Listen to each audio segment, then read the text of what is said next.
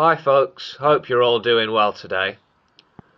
Okay, sort of picking up where I left off last time, looking at the rewrite of Chapter 10 of Jim Stark's book, Rescue Plan for Planet Earth, Democratic World Government Through a Global Referendum.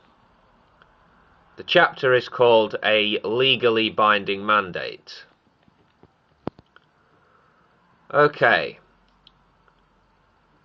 The author puts forward several citations in support of his case.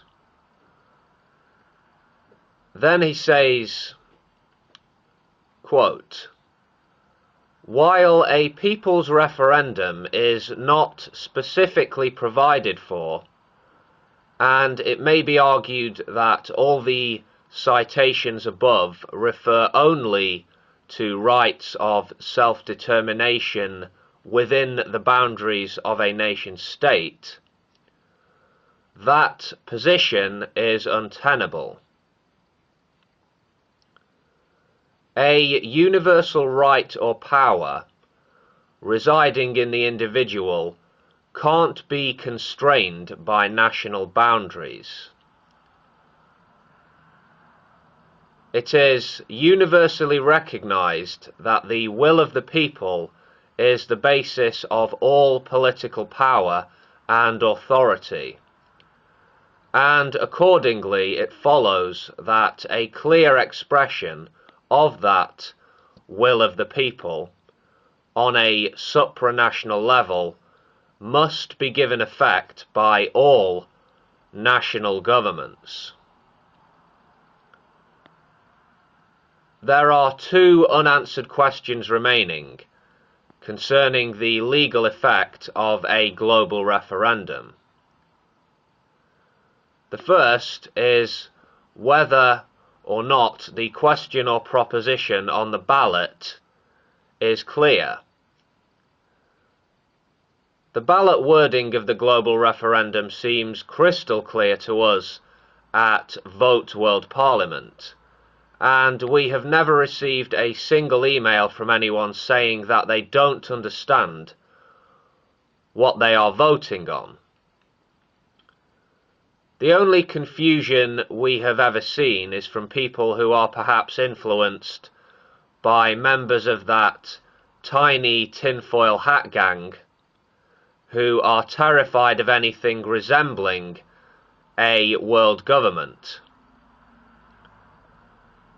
The big mistake that they make is to assume that this democratic world parliament would be taking the place of all our current national and perhaps lower level governments,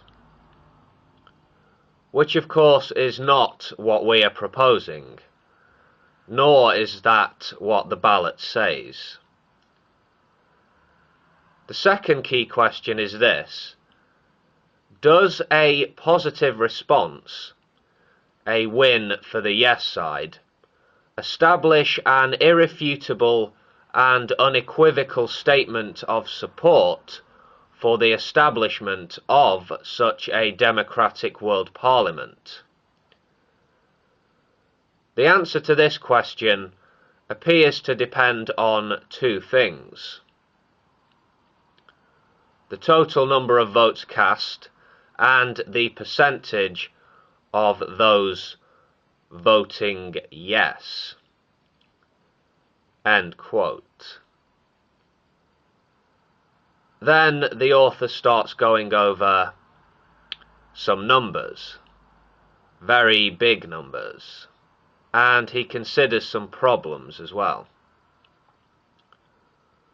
He gives a couple of hypothetical examples, and he talks a little about the Occupy movement.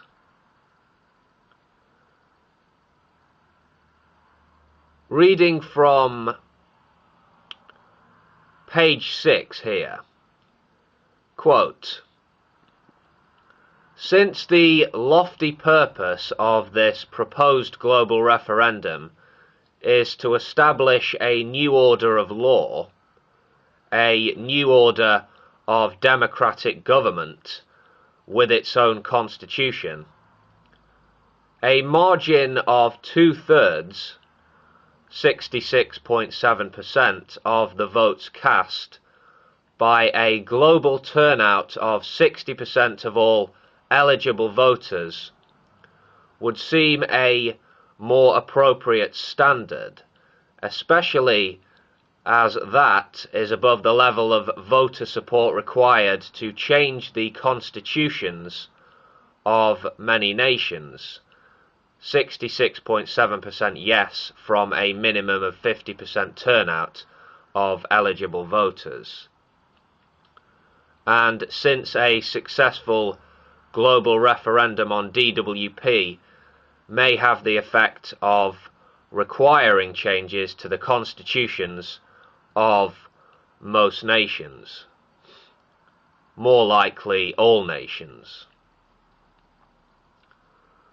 The problem with this higher standard is that getting even 50% of all adults in the world to vote is a daunting task, and getting a 66.7% yes vote will be no easy job either, since there will inevitably emerge a no campaign that will use negative ads to scare people away from voting in favour of something this new and this big. Those who are promoting the global referendum on DWP are hoping for a strong yes vote, but we are also aware that we may not be able to meet this very high standard. Still, in my view, we must accept this new standard and simply do our best to meet or exceed it. And reading from page 7 here, our saving grace may well be the lightning speed of the internet and the startling way that viral messages can get out there into the Twitter sphere and reach billions of people before those who are opposed have a chance to denigrate the message and the messenger or scare people away from believing the truth. One thing is for sure: once this gets going seriously, it's going to be hugely entertaining and greatly valued by those who are fed up with the stupidity of war and the inability of current political structures to cope with the existential supranational problems of the 21st century and beyond." End quote. Okay, next time I'm going to be taking a look at Chapter 11, a politically binding mandate. So stay tuned for that. Probably be doing that early next week. Until then, take care of yourselves, folks, and thanks for listening. Peace.